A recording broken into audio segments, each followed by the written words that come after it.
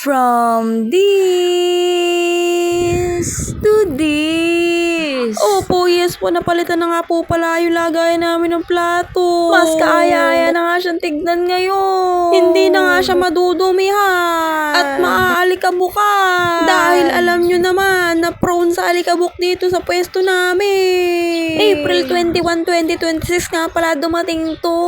Tapos next day ko na talaga siya naayos ng bongga. Ito nga pala yung araw na nag-unbox ako.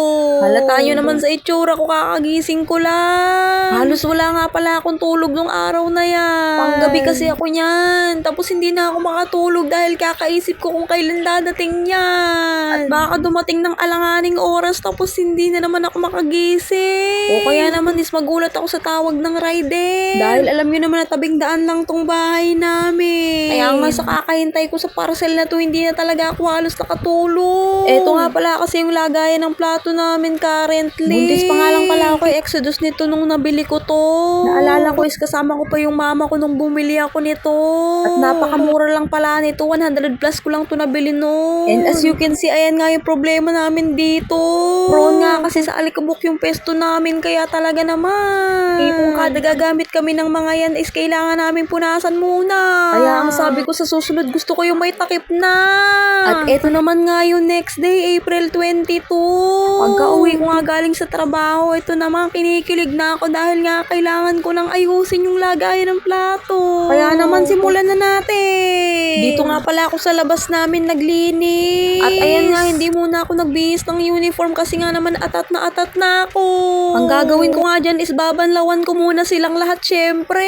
Hindi naman pwede na basta salpak na lang ako doon. Kaya ayan naman nga, sinet aside ko muna sila at kinuha ko pa ang ibang dapat na hugasan. O mag-rest muna kayo dyan, mamaya kayo sa akin. At sa puntong ito nga ay nahugasan ko na silang lahat. Ang tagal mo ding nanilbihan sa amin. Huwag kang mag-alala, may kalalagyan ka.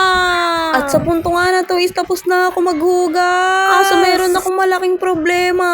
Hulaan nyo kung ano yun. Ito na talaga ang pinakamahirap para sa akin. Ang pagde-decide. Yes po, opo, dyan ako pinaka nahihirapan. Kahit sa anong aspeto ng buhay ko.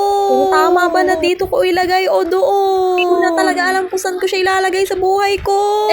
Sa bahay, na para bang napakalaki ng bahay niya. At naisipan ko nga po na dito ipwesto. At kailangan ko din na i-arrange ng maayos tong mga to. At dahil nga dyan is napa-from this to this na siya. Oh, hindi ko kinaya yung transition. Isa na namang nanay ang proud na proud sa achievement niya. Oh, diba? Paka. Ang ganda niya ng tignan ngayon. Perfect na perfect nga pala to sa mga small family dyan gaya namin. Kaya kung gusto mo din pala nito, mami, is nandyan na yung link sa comment section. May iba't ibang kulay din sila. Follow mo na din ako. Yun lang. Babush!